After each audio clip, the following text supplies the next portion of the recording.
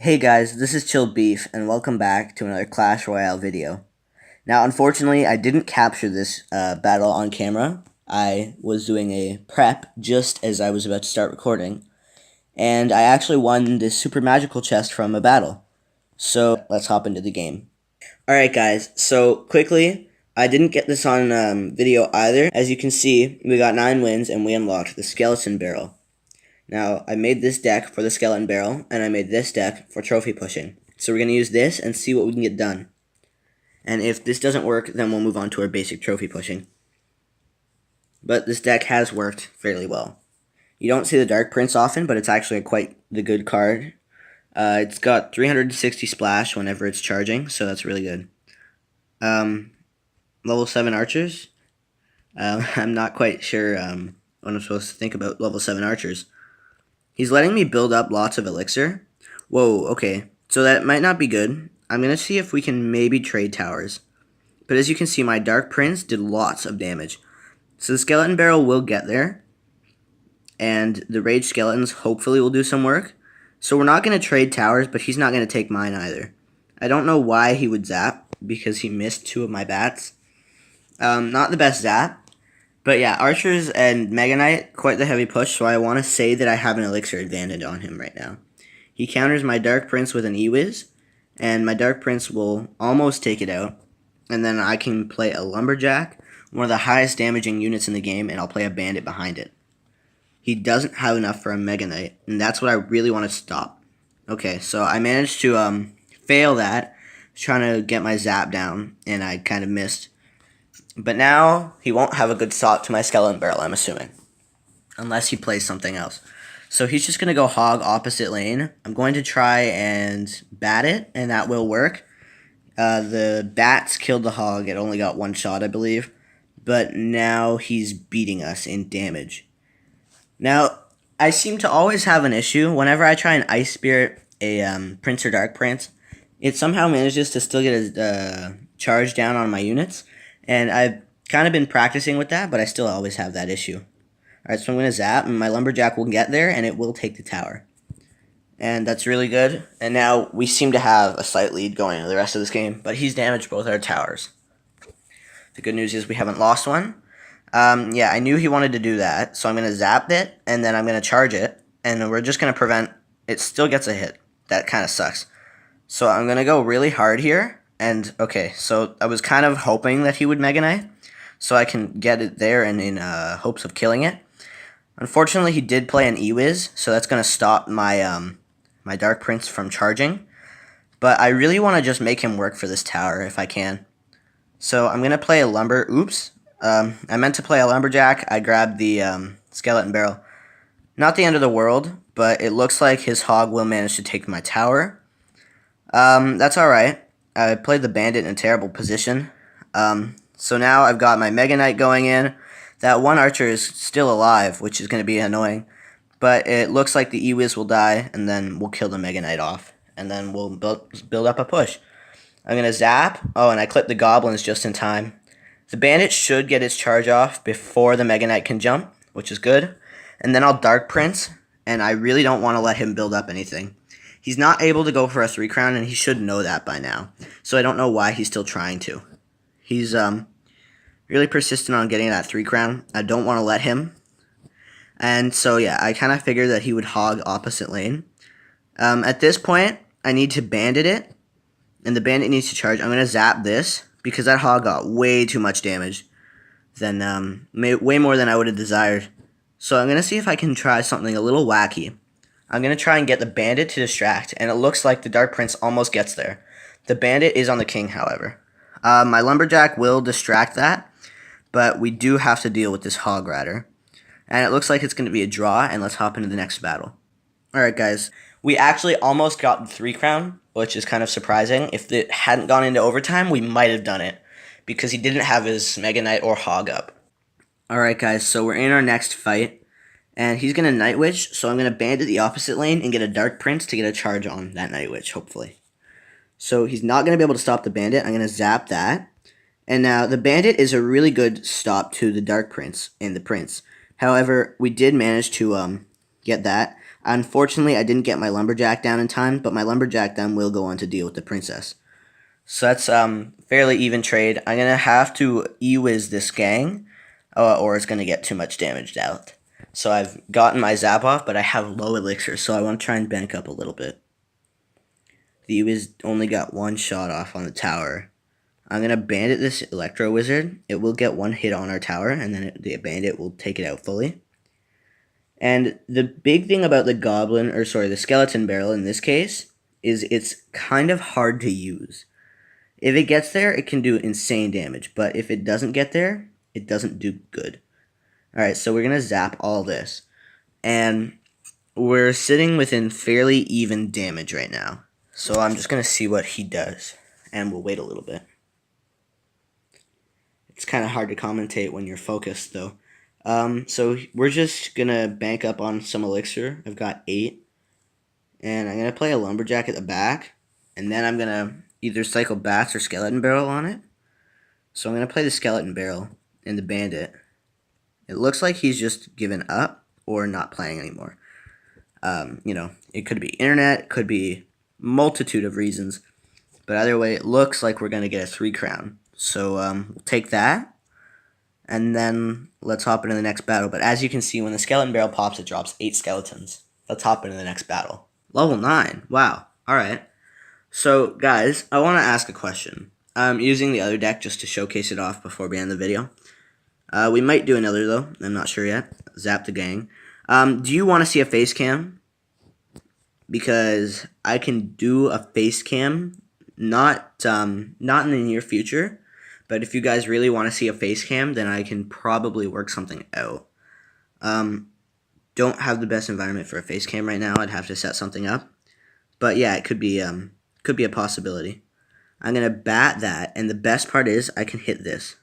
So we'll see. I'm going to freeze all this, and then the giant will kill that, and hopefully the Night Witch does not get targeted. It does, unfortunately. I'm going to zap the Goblin Gang and the tower, and then my 1 bat and 2 Spear Goblins will kill the baby dragon, and then those cards will just go on to do some chip damage. Now I'm going to play, I don't know what that server access failure means. We're not trying to access anything as far as I'm concerned. It's probably just an issue with the recording. I'm going to pump up. He's going to fireball, and doesn't look like too much is happening with him. He's only really attacked with a musketeer, which I can just easily counter with the bats. Unless he, of course, zaps the bats. In that case, I might have to deal with the musketeer. I'm going to play my giant in the back now, because it will probably get up around just past the bridge once it goes to double elixir. He knows that I have the freeze, so I don't know why he's trying to use the Inferno Tower. I'm going to play a Night Witch behind because I'll be able to have my freeze back. I'm going to freeze now, and that's good. The Valkyrie will die, and then we can get the bats, and there are so many bats on the battlefield right now. I'm going to zap all this, and the baby dragon will just die. So now that it's double elixir, I don't need to pump up anymore. The pump is really just to take away a fireball or any other spell that he's got to maybe kill off my push quicker.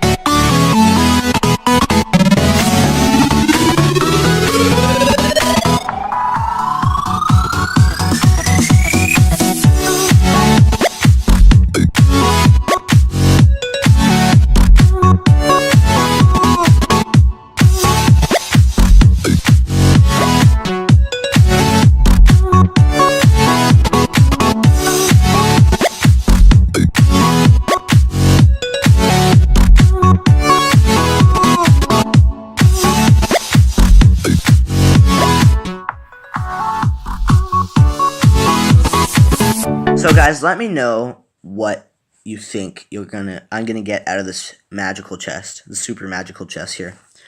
Let me know if you think I'm gonna get a legendary and what epics you think I'll get. I'm not quite sure what else we can use. We can try our golem deck from the first video, and we'll push with that and see what happens. He's in the clan Chili Bro, like our chilled beef. Yeah, I guess we'll just drop off some bats. You guys have seen this deck's playstyle. It's quite risky, but it stomps. It's a pretty big beatdown. So he did use his zap on my bats, which means he doesn't have it. His Ice Wizard is only level 1. I'm going to actually golem the other lane just because of that. That's not the best answer, I don't think, but okay, so he's got a giant skeleton. Now, the reason his Ice Wizard is such a disadvantage to him right now is because it won't one-shot my level 10 bats or my level 10 skeletons that will spawn from my Witch and Night Witch. So now I'm going to Night Witch the giant skeleton. He does have an Inferno Tower, so I'm going to cheat if I can zap all this. I do want to try and kill that Inferno faster, but knowing this, okay, so we're not going to do any damage on that lane. But the cannon card did get some pretty good damage there, and now we have some bats. And because they're so clumped, I think 2 of them might get a shot off. Alright, no, so only 1. I'm going to Mega Minion his wizard just as it crosses, and that will kill it. And now we're going to reset. And we'll wait a little bit on Elixir and see if we can pump up. 8, I think I'm going to drop my pump. Alright, no. So, he's just going to go in for the full balloon rage.